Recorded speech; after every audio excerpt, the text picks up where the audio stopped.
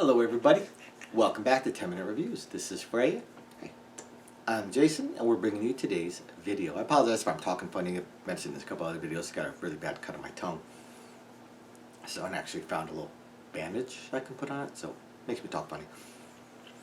So today I want to talk about an author that we've talked about in the past.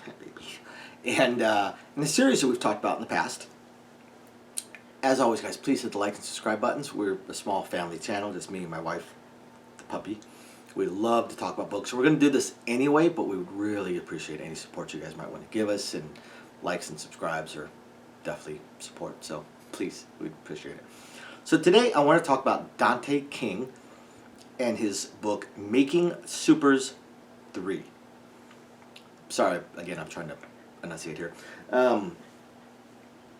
As you guys already know, I absolutely love this series. Those of you guys that have watched our videos on book 1 and book 2 know that I think this is an absolutely phenomenal series. I really like the superhero genre. The whole harem that part of it is very, very, very minor and very, very, very minor in this case, which is awesome because the plot in the book is just fantastic. It really is. This is really growing, and he's building a really awesome world. So I'm not going to talk about the 4 categories I usually talk about because I've talked about them in the first, when I review the first one. I'm just going to talk about the book. So we return to Dean.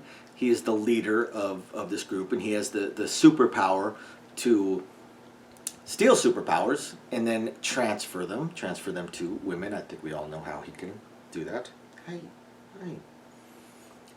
And he has built his little team Unity as he is attempting to take down Pinnacle, which is the premier team and pretty much runs the city. So he has this little base still, the farm that he got from the firm that is it's hard to tell what they are. You can't quite tell, are they a government program that is deep black to work against Pinnacle? Are they a private and privately funded group that is working against Pinnacle? But regardless, they're very, very powerful. They're very, very knowledgeable. They have a ton of money, a lot of people. But they don't have the raw power that Dean is able to provide with his growing list of superpowers and growing list of superheroes that he is working with. So this particular book it's probably the best one in my mind. It's the best one so far because it's really advancing the plot. The plot is moving forward at quite an accelerated pace. Now in book 2, he went in. He can't say rescue, but he went in. I don't really want to say kidnapped either, but he well, kind of kidnapped Phenomenon, who was one of the most powerful heroes in Pinnacle. It was basically Phenomenon, Patriot, and this mentalist guy that I can't remember his name. And in book 1, he'd stolen her powers. Book 2, he went and stole her, basically. She was being held captive, but now he's holding her captive. And he's basically holding her prisoner. She's very psychopathic. And that was how book 2 ended, with him snatching her, so to speak, with his team and fighting off cyborg zombies. Very interesting. And that kind of leads right into book 3.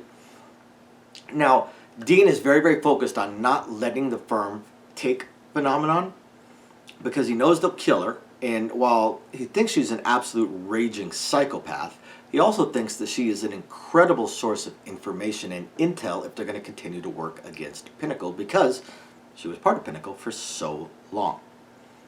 In fact, she was one of the main pieces of Pinnacle for so long. Now, Pinnacle's definitely struggling. They're struggling hard as Unity is kind of picking up the slack and getting more and more well-known. And then Pinnacle makes the mistake of trying to salvage their reputation. They basically just kind of torch the whole city. They release their cyborg zombies on the city so that they can then save the day and make themselves look great. Of course, it spins out of control. Unity gets involved, and a huge portion of the book deals with that fight as basically it's the zombie apocalypse in the city. Now, Unity's pretty strong, but they're pretty small as well. There's not that many of them. And as they're fighting and learning more about what is going on, they've got their resources going through the firm so that they can try and pin down Pinnacle, because that's the thing. They're trying to pin down Pinnacle. Oh, they also found a traitor within the firm. So they're trying to track that traitor down. They're trying to track down proof, I guess, against Pinnacle that they can use on Pinnacle while they're trying to save lives. And the sad thing is a lot of the Pinnacle heroes out there are just trying to look good and not save lives. They don't care about saving lives. And some of them turn out to just be absolute utter cowards as well. So Dean does manage to snag himself a few more superpowers. He manages to give a few more superpowers here and there, and eventually manages to get his proof. So he decides he's going to go assault Pinnacle Tower, the flying tower, the big flying steel and glass penis in the sky. So he decides he's going to assault it. But in order to do that, he's going to need a little bit of help. He's going to need intel. He's going to need intel. He's going to need someone that knows that tower. I think we can all see where this is going. And I'm not going to reveal what goes on at the end of the book, but I will tell you this, guys. The ending of book 3 really opens up one heck of an incredible worldwide plot, almost. A much more of an overarching plot, overarching villain, overarching world. You know, the world that Dante King is continuing to build is better and better and better. This particular book was absolutely phenomenal. I know there was at least 2 adult scenes in it, but the book is such an incredible science fiction and superhero book that I barely remember those scenes.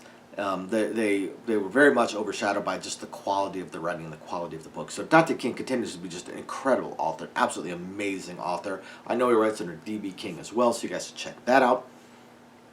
And after you hit the like and subscribe buttons, guys, if you have not started Making Supers yet, go read Making Supers 1. If you have started it and haven't realized that book 3 is out, go read Making Supers 3.